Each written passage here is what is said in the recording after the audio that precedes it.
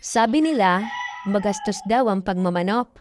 Kailangan ng patuka, pupurgahin mo buwan-buwan, lalo na ang bitamina at suplemento.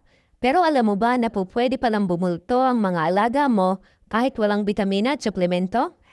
Eto ang nadiskubre ko sa 15 taon ko sa pagmamanok. Legit na bumubulto talaga ang mga manok after 1 month mong ibigay ito sa mga alaga mo.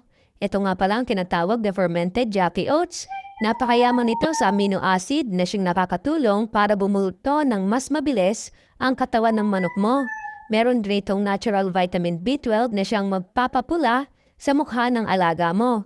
May calcium din na nagpapaganda ng bone structure ng manok at marami pang iba, ikaw na lang makakapansin yan. Ibababad mo lang naman ang Jacky Oats sa mineral water sa loob ng 1 linggo at ihalo sa patuka nila. After 1 month, baka may kiss mo na po niyan. At nagsibultuhan na yan.